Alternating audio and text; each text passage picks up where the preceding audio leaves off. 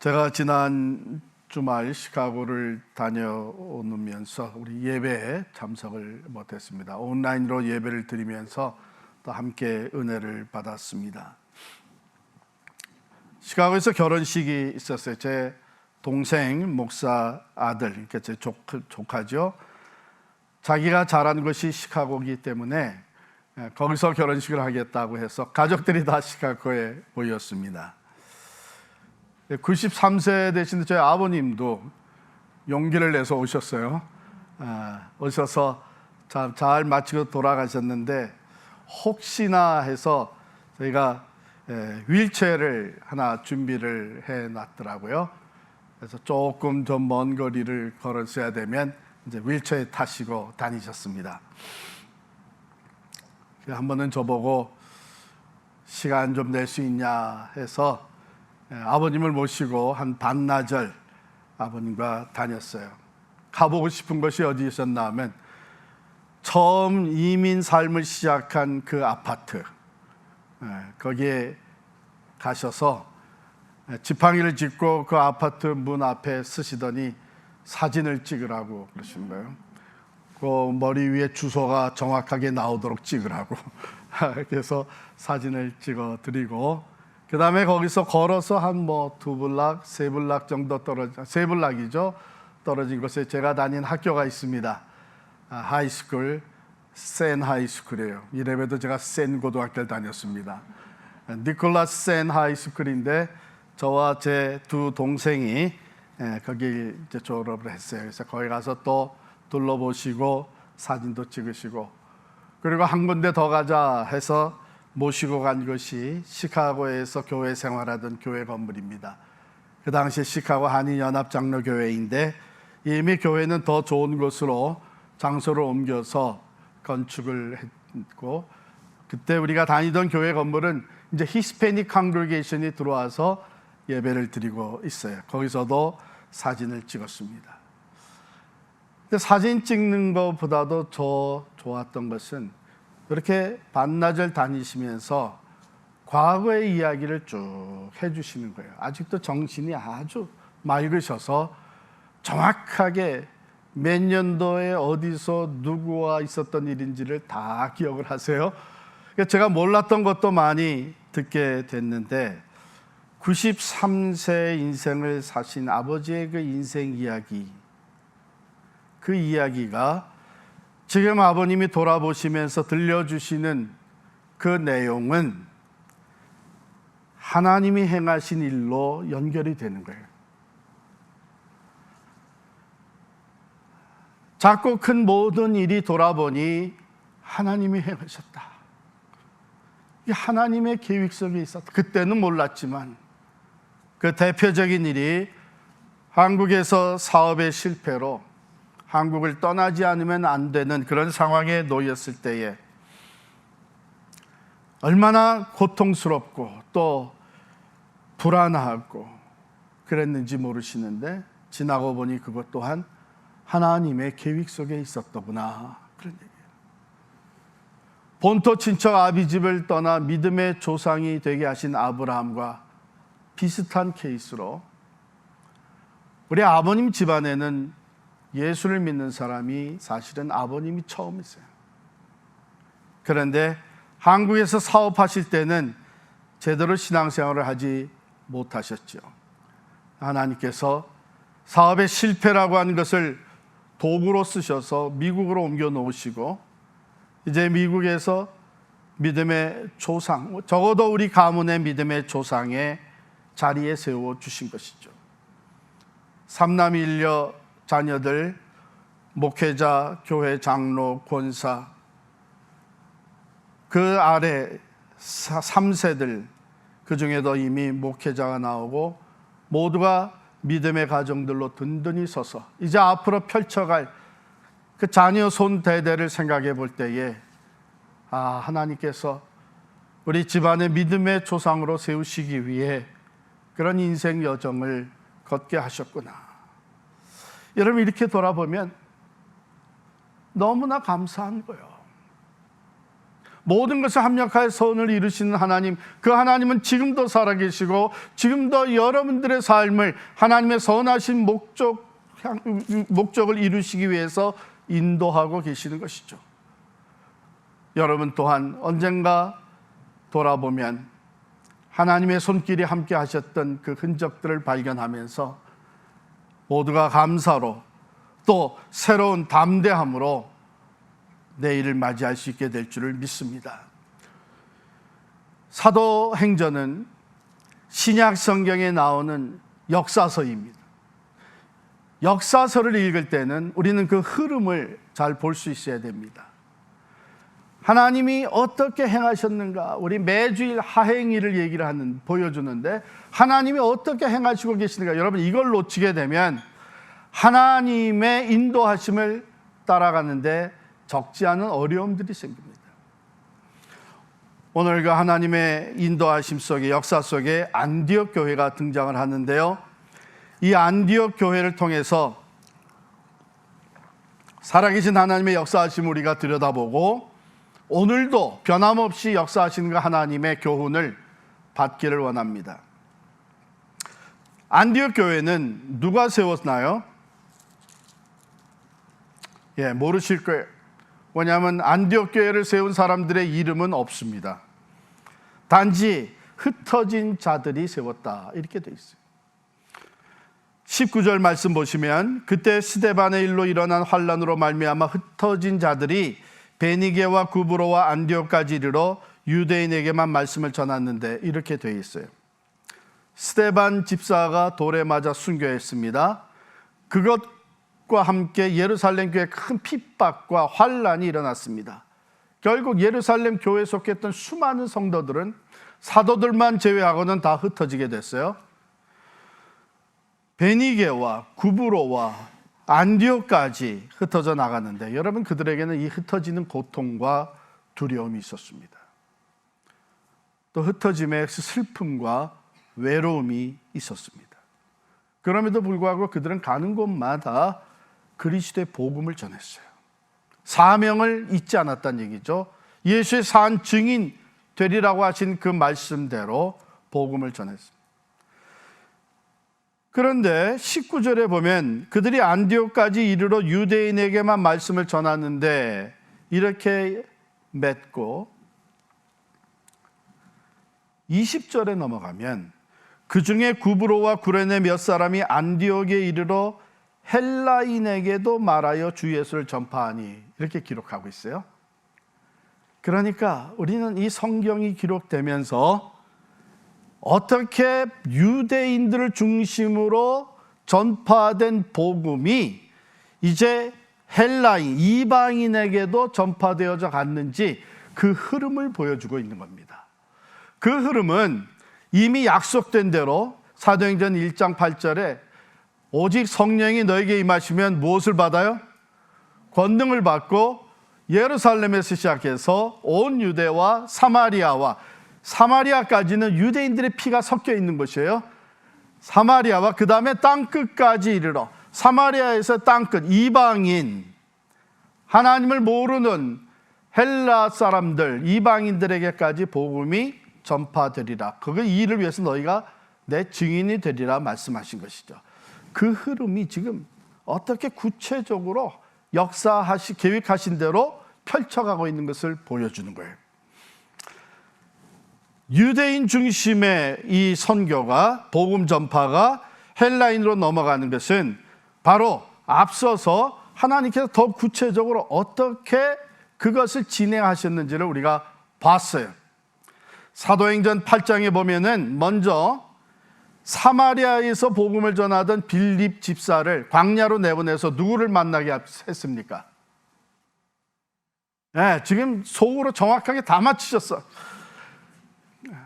이디오피아 여왕의 그 재무를 맡은 내시, 그러니까 재무부 장관 정도 되는 분인데 그분을 만나게 했어요. 그러니까 이방인 한 개인을 만나서 예수가 전파되게 하셨습니다. 그러더니 이제 우리 사도행전 10장으로 넘어오면서 이방인의 한 가정을 복음화시키는 일이 나옵니다. 누구의 가정이죠? 고넬료의 가정에, 지난주에 예배 빠진 분들은 이걸 모를 거예요. 지난주에 바로 10장에서 이제는 이방인 가정의 복음이 전파되면서 세워집니다. 그리고 오늘 11장에 넘어와서는 이방인들을 포함한 교회 공동체가 세워지는 거예요. 어디에? 안디옥에. 참 너무나 아주 섬세하게 하나님의 계획이 펼쳐지는 건데, 먼저 한 개인에게 정말 소개하고, 한 가정이 세워지는 걸 소개하고, 그 다음에 교회가 세워지는 것, 이방인 가운데 세워지는 것을 소개하고 있습니다. 또 그 흐름 속에 하나님께서는 지도자들을 먼저 변화시킨 거예요. 지난 주일에 여러분 살펴본 대로 이방인의 사도로 쓰임받아야 될 사람 누가 변화됩니까? 바울이 변화되죠. 다메섹 도상에서 부활하신 예수님을 만나면서 그에게 사명이 주어지는데, 이제 교회를 핍박하던 자가 이방인의 사도로 세워지는 겁니다. 그런데 교회를 핍박하던 자가 이방인의 사도 역할을 하려면 당시의 중심적인 예루살렘 교회의 인정을 받아야 됐는데, 그것을 위해서 주님께서는 예루살렘 교회의 중심 지도자 중에 한 사람이었던 베드로를 변화시키는 거예요. 하늘에서부터 내려온 그 환상, 하나님께서 깨끗하다 한 것을 내가 부정하다 할 수 있느냐 해서 베드로가 고넬료를 만나고, 고넬료의 집에, 이방인의 집에 성령이 임하는 것을 보면서 베드로의 마음이 이방인들 향해 활짝 열리게 됩니다. 그 변화한 베드로로 인해서 예루살렘 지도자들이 베드로의 이야기를 듣고 설득되어서 바울을 인정하게 되고, 결국은 바울이 이방인의 사도로 활동하는데 배후에 서포트를 충분히 받게 해주신 거예요. 여러분 놀랍지 않아요? 하나님이 이끌어 가시는 역사에는 우연이라는 게 없습니다. 우리에게는 우연인 것 같이 보이고, 왜 갑자기 이런 일이 생기느냐 이렇게 여겨지지만, 우리가 가만히 돌아보면 우리 개인의 삶이나 우리 가정의 삶이나 우리 교회의 역사나 국가의 역사나 우연이 없습니다. 하나님의 선하시고 완전하신 주권과 섭리 가운데 펼쳐지는 줄을 믿습니다. 여러분, 이 믿음 가지고 여러분들의 삶도 또한 하나님의 안목으로 돌아보면서 감사와 겸손과 확신이 더해지기를 간절히 축원합니다. 자, 이렇게 해서 하나님의 계획 속에 이방 땅에 이방인들을 부르시는 포함한 안디옥 교회가 세워졌어요. 22절부터 26절에 보면은 안디옥 교회 지도자에 대해서 얘기가 나오는데, 안디옥 교회 초대 지도자가 누굽니까? 바나바죠. 안디옥에도 교회가 생겼다 하는 소식을 듣고, 그 교회가 더군다나 부흥한다니까 예루살렘 교회에서 지도자를 파송했는데, 그 첫 지도자가 바나바예요. 근데 바나바가 어떤 사람이었는가? 성경에 있는 그대로 보면 그는 착한 사람이요 성령과 믿음이 충만한 사람이었다 기록하고 있어요. 여러분, 한 리더에게 필요한 것이 얼마나 많겠어요? 리더십에 필요한 것이 얼마나 많아요. 그래서 훌륭한 리더는 이런 것을 갖춰야 된다, 여러 가지가 있을 수 있지만 가장 중요한 것이 여기 나와 있는 거예요. 교회 리더, 영적 리더가 되려면 그 인품이 먼저 착한 사람이에요. 착한 사람.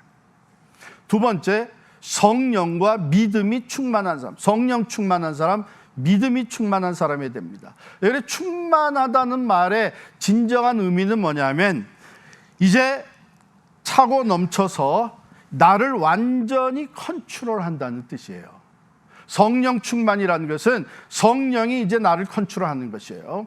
그러므로 하나님이 사용하시는 귀한 지도자들은요, 성령의 지배를 받는 사람들입니다. 성령 충만해서 성령의 지배, 또 믿음이 충만해서 믿음으로 행하는, 믿음의 지배를 받는 사람이에요. 내 사고나 내 논리나 내 경험이 나를 지배하는 것이 아니고 성령께서, 그리고 하나님의 말씀을 신뢰하는 그 믿음이 나를 지배하는 거예요. 모든 선택과 모든 진로에 있어서 바로 성령과 믿음의 지배를 받는 사람. 여러분 삶을 한번 돌아보세요. 나는 지금 무엇이 나를 지배하고 있는가? 하나님이 쓰시는 하나님의 리더들은 바로 성격이, 인품이 착하고 성령과 믿음이 충만한 사람입니다. 자, 안디옥 교회가 이 바나바의 리더십 아래 더 부흥을 합니다.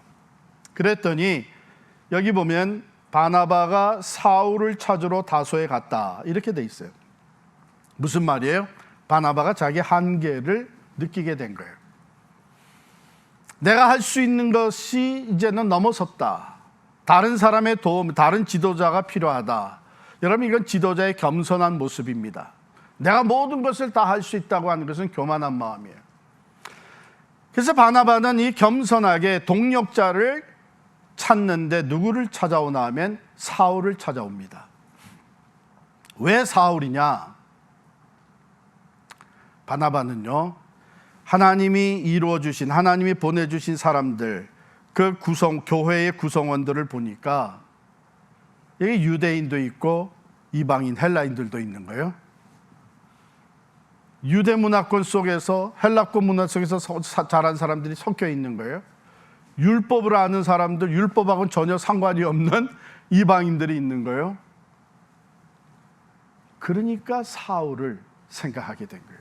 사울은 유대인이면서 유대인의 율법의 교육을 누구보다도 훌륭하게 받은 사람으로서, 그는 출생이 다소 출생입니다. 이방 땅에서 태어났어요. 그러면서 이 헬라 문화권 속에서 성장을 했어요. 그러니까 요즘 얘기를 하면 바이링구얼하고 바이컬처럴한 사람이면서 율법과 예수 그리스도의 도를 다 익히 알고 있는 사람이에요. 그래서 사울을 데려다가 팀 미니스트를 합니다. 여기 보면 이 바나바에게는 분별력이 있었던 것이에요. 무엇을 보고? 하나님이 형성해 가시는 공동체, 교회를 보면서 이 공동체에 걸맞는 리더는 누구여야 되느냐 하는 이 분별력이 있었던 것이죠. 그래서 바울을 초청해서 둘이 팀 미니스트리를 하는 가운데 교회가 더 크게 성장을 하게 되었습니다. 그런데 본문은 교회가 크게 성장했다는 것보다는 다른 것에 더 초점을 맞추고 있어요. 26절 보실까요? 만남에 바나바 사울이 이제 팀 미니스트리가 시작됐죠. 안디옥에 데리고 와서 둘이 교회에서 1년간 모여 있어 큰 무리를 가르쳤고, 그 큰 무리가 얼마나 컸느냐, 얼마나 부흥했느냐, 그거에 대해서는 기록을 안 합니다. 오히려 뭐를 기억하나 하면 제자들이 안디옥에서 비로소 그리스도인이라 일컬음을 받게 되었더라. 비로소, for the first time, 처음으로 그리스도인이라는 이름이 거기서 시작이 된 거예요. 여러분, 이건 무엇을 말해주나요? 이 교회가 성장하면서 모이는 사람의 수가 많아졌잖아요.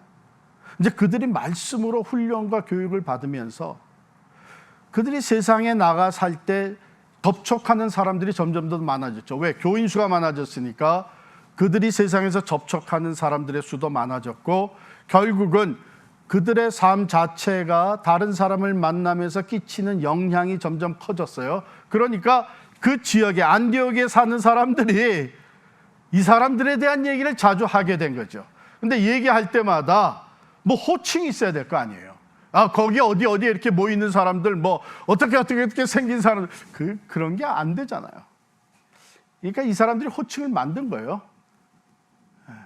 안디옥 교회 사람들이 누구냐, 그 정체성이 뭐냐, 어떤 사람들이냐 하는 것을 말하기 위해서, 부르기 위해서 호칭을 만든 게 그리스도인이다, 크리스찬이라고 하는 이름을 만든 거예요. 왜 그러면 그리스도인이라고 불렀느냐?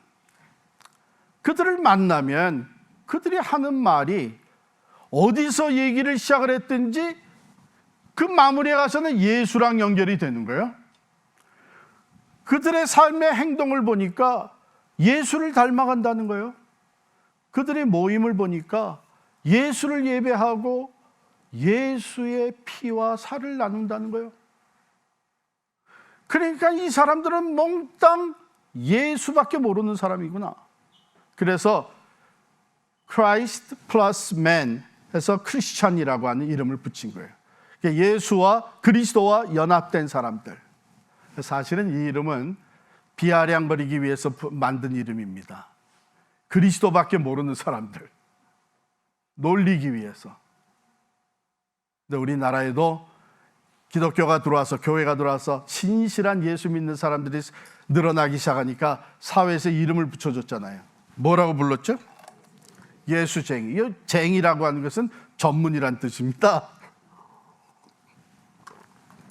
거짓말쟁이 하면 무슨 말이에요, 이게?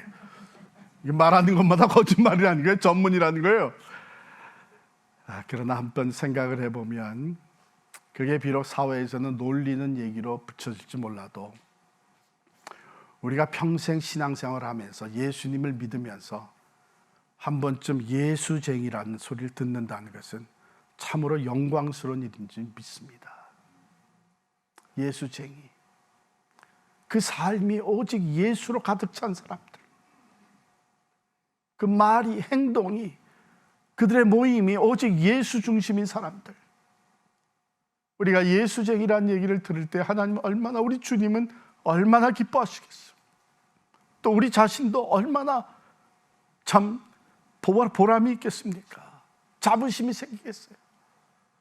세상 사람이 볼 때도 저 사람이 교회는 가는데 진짜 그리스도인이냐, 저 사람이 정말 예수 믿는 사람이냐, 이렇게 비춰진다면 얼마나 부끄러운 것입니다.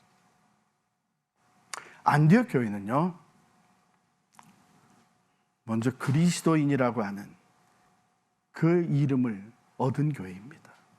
즉 그들의 삶 자체가 예수 그리스도를 나타내 보여주는 증인의 삶이 되었던 것이죠. 두 번째로 27절부터 30절에 보면 예루살렘 교회를 돕는 얘기가 나와요. 예언된 대로 예루살렘 지역에 큰 흉년이 들었단 말이죠. 그래서 이 흉년으로 말미암아 모두가 고통하고 있는 가운데 예루살렘 교회 성도들, 형제 자매들을 생각하게 된 것이죠. 그래서 안디옥 교회가 구제 헌금을 합니다. 29절에 보면 제자들이 각각 그 힘대로 유대에 사는 형제들에게 부조를 보내기로 작정하고 이를 실행하여 바나바와 사울의 손으로 장로들에게 보내니라. 어떻게 보면은 모교회죠. daughter church가 mother church의 어려움을 같이 부둥켜 안고 그 어려움을 함께 돕고 극복해가는 모습입니다. 여러분, 하나님이 기뻐하시는 교회는 연합하는 교회입니다. 홀로 크게 성장한 거 사실은 자랑할 거 없습니다. 하나님이 보실 때는 연합하는 것처럼 귀한 것이 없어요. 같은 목적으로 세우신 교회이기 때문에, 그러므로 너희는 가서 모든 족속을 제자로 삼으라, 땅끝까지로 내 증인이 되라. 이것은요, 모든 교회에 주신 하나님의 명령이고 목적입니다. 이 같은 목적을 위해서 교회들은 연합하여 하나님의 선교를 감당해야 되는 것이죠. 그래서 안디옥 교회는 이와 같이 연합하는 교회였다.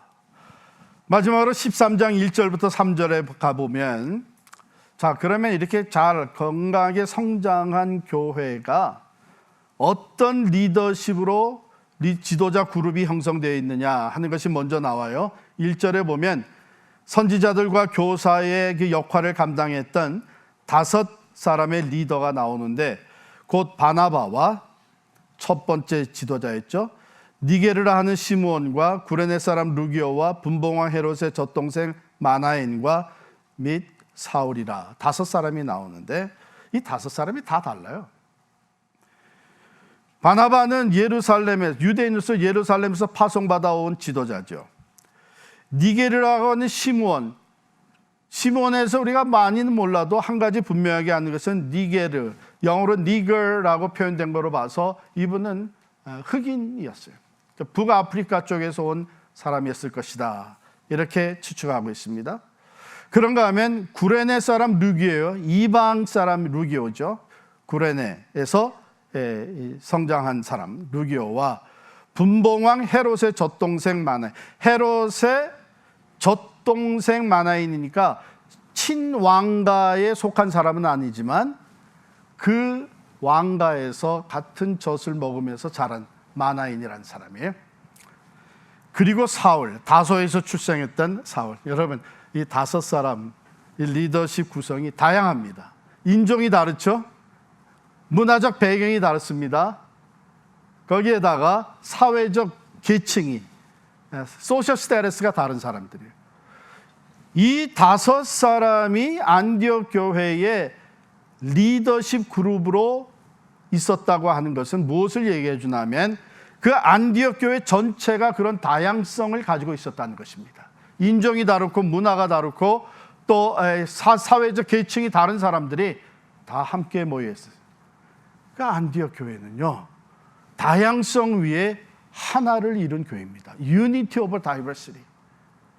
하나님은 다양한 사람들, 다양한 은사들, 다양한 경험들, 다양한 재능들을 다 모으셔서 하나님의 나라를 세워가고 계시는데 우리는 때로 나랑 다르다고 하는 것을 문제로 삼을 때가 있습니다.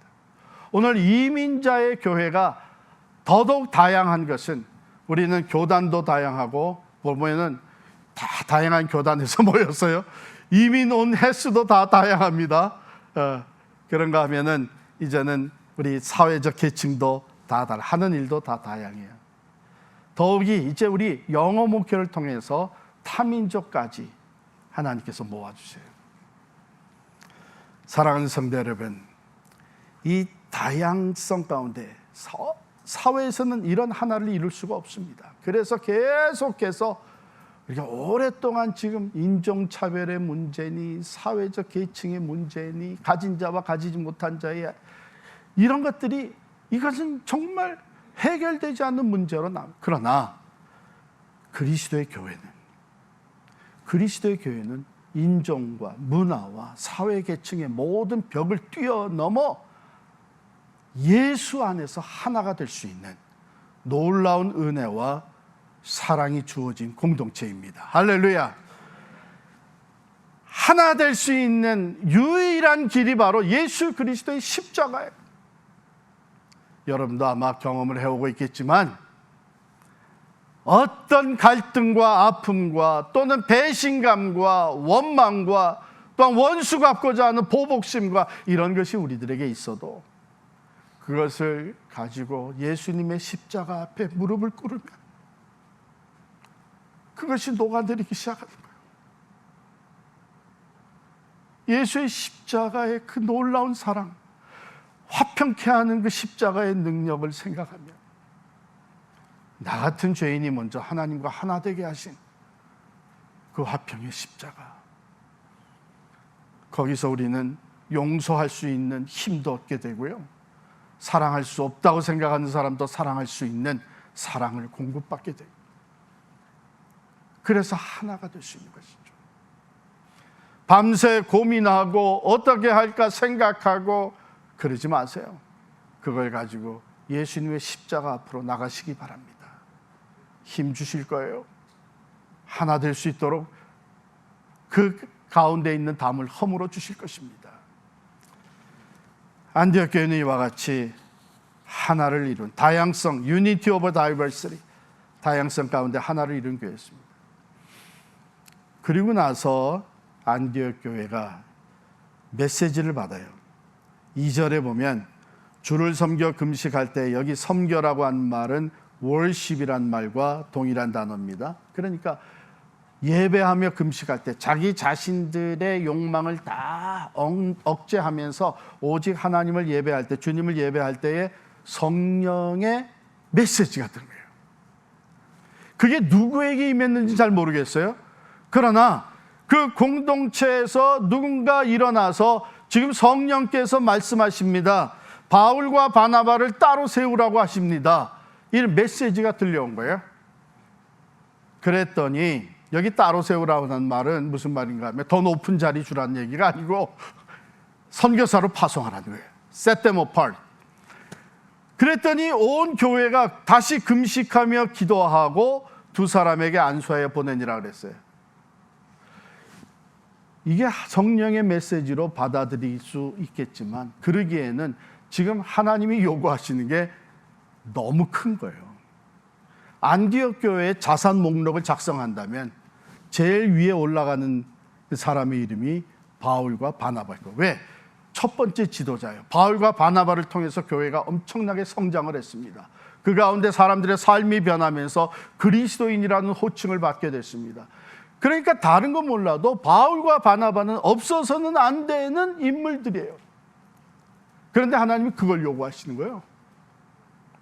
그러니까 교회가 이게 정말 성령의 메시지냐, 그걸 다시 확인하기 위해서 온 교회가 금식하며 기도하여 성령의 말씀이라는 것을 확인합니다. 그러자 그들은 곧바로 순종을 해요. 두 사람에게 안수하여 파송합니다.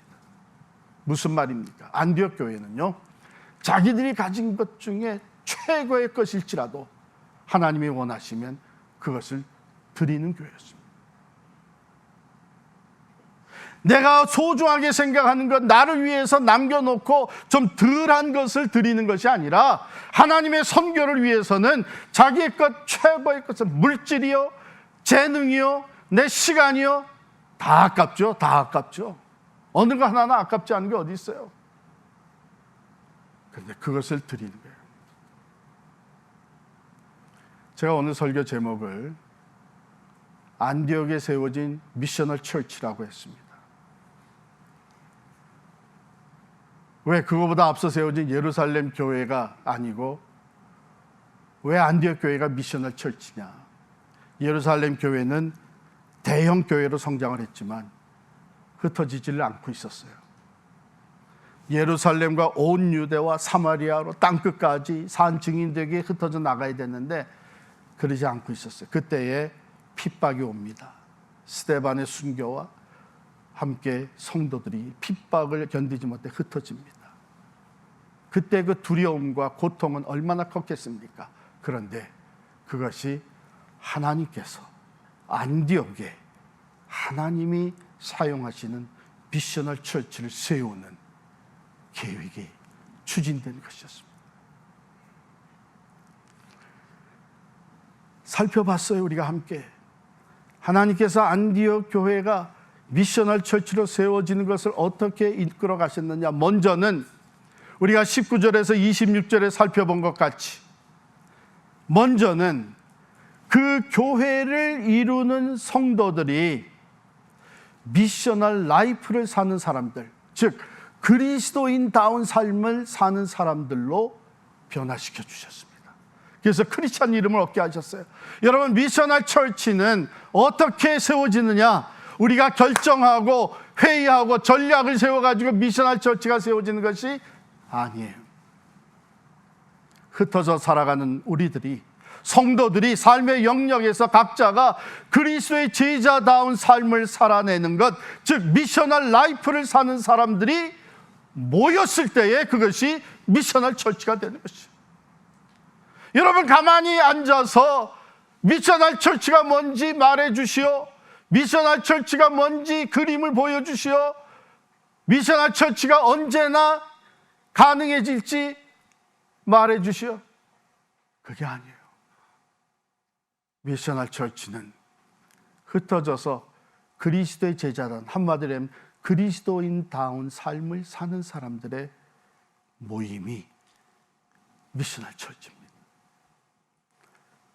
그래서 그들은 그러한 미셔널 처치를 살아가면서 연합하기 시작을 합니다. 서로 연합해서 하나가 되어 다양성 가운데 서로를 받아들이고 서로를 인정하고 연합하면서 예수 그리스도께서 소외된 자를 찾아가 주시고 죄인들을 찾아가 주신처럼, 그래서 27절에서 30절 미셔널 처치는 하나님의 나라를 세워가는 한 목적을 위해 성도들이 또 다른 교회들과 연합하는 교회입니다.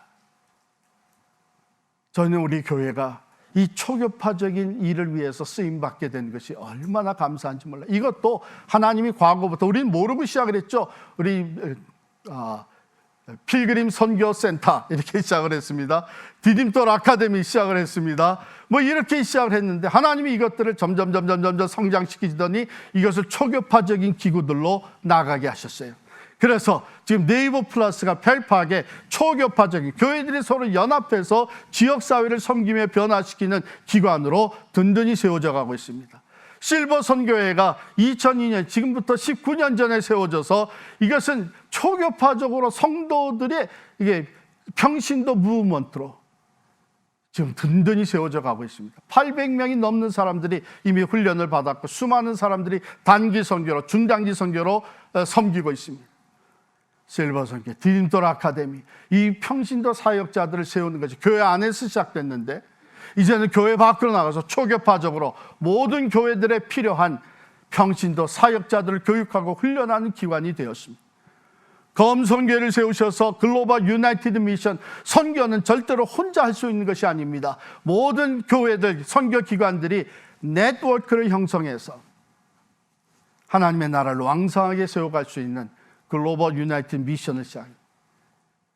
그러니까 하나님께서는 6년 전에 러브 뉴저지 무브먼트를 시작하게 하셨어요. 러브 뉴저지는요, 미셔널 마인드셋을 가진 교회들, 교회 지도자들이 연합해서 이 지역에 하나님의 나라를 세워가는 미셔널 철치 무브먼트입니다. 정말 감사한 것은 우리 함께 모여온 그 회원 중에 한 목사님이 한 번은 이런 얘기를 해요. 내가 이 러브 뉴저지에 속해서 함께 교제하면서 내 삶에 변화가 생겼다고. 전에는 운전하고 지나가다가 다른 한국 교회를 보게 되면 그저 궁금하고 여기 이 교회는 어떤 교회인가, 또 더 좋은 건물을 가진 교회를 보면 좀 시기도 나고 또 다른 교회 보면 약한 교회도 보면 좀 교만도 하고 우리 교회가 훨씬 낫지 뭐 이러면서 지나갔는데, 이 러브 뉴저지에 속해서 우리의 그 DNA가 변하기 시작을 하면서 우리가 새로워지기 시작을 하면서 이제 한국 교회 간판을 보면 축복 기도가 나온다는 거예요. 하나님 이 교회를 축복해 주십시오. 혹이라도 이 교회에 문제가 있으면 주님 간섭하여 주십시오. 왜 그러냐? 여기 교회들이 서로 다 잘 돼야 연합해서 큰 힘이 나오지, 우리만 잘 되고 다른 교회들 어려워하면 그 힘이 어디서 나오겠? 저는 그 목사님의 간증을 들으면서 하나님이 정말 기뻐하시는 무브먼트가 이 러브 뉴저지 처치 교회들의 연합 무브먼트다. 하나님은요, 우리가 알지 못하는 가운데 지금 돌아보니까 하나님이 우리 교회를 미셔널 처치로 선교적 교회로 세워가시기 위해서 과거에 이런 것들을 이미 진행해 오신 거예요. 마지막으로 미셔널 처치는 우리가 13장에서 본 것처럼 다양성 가운데 하나를 이루면서 하나님의 선교를 위해 온전히 헌신하는 교회입니다. 가장 귀한 것을 하나님의 선교를 위해서 드리는 교회입니다. 그런 면에서 우리가 이 건물을 하나님으로부터 받았을 때 이 교회 건물을, 이 이름을 우리 필그림 미션 센터라고 이름하게 된 것은 참으로 잘한 일이다, 이런 생각이 들어요. 하나님의 선교를 위해 쓰여질 이 건물, 하나님의 선교를 위해서 쓰여질 우리들의 재능, 우리들의 물질. 오늘 안디옥 교회를 통해서 하나님은 미셔널 처치에 대한 중요한 교훈 3가지를 우리에게 가르쳐 주셨습니다. 먼저 우리가 미셔널 라이프를 사는 참된 그리스도인들이 되어야 한다는 것이죠. 두 번째로 하나님의 나라를 세워가는 한 목적을 위해 다른 교회들과 연합해야 한다는 것입니다. 세 번째로 하나님의 선교를 위해 내게 주신 소중한 것, 우리에게 주신 소중한 것을 드리는 교회가 되어야 된다는 것입니다. 안디옥 교회, 여러분 아마 이 지구상에 어디에 가든지 어렵지 않게 안디옥 교회 여러분께서 볼 수 있을 거예요. 우리 조카가 결혼해 시카고의 그 교회, 사실은 이 신랑 아버지, 제 남동생이 거기서 목회를 하면서 세운 교회예요. 그 교회 이름이 안디옥 교회입니다. 우리랑 절친하게 가깝게 협력하면서 사역하는 필라델피아의 호성기 목사님 교회 이름이 안디옥 교회입니다. 안디옥 교회가 참 많아. 왜 그럴까요? 하나님이 이 안디옥 교회를 훌륭한 미셔널 처치의 본으로 삼으셨어요. 바나바와 바울이 이제 이렇게 점진적으로 미셔널 처치로 성장하게 된 안디옥 교회에서 파송을 받습니다. 이제 1차 선교 여행, 2차 선교 여행, 3차 선교 여행. 결국은 복음이 소아시아 지방에서 유럽의 대륙으로 흘러 들어가며 땅 끝을 향해 퍼져나가기 시작하게 된 것이죠. 안디옥에 세워진 미셔널 처치.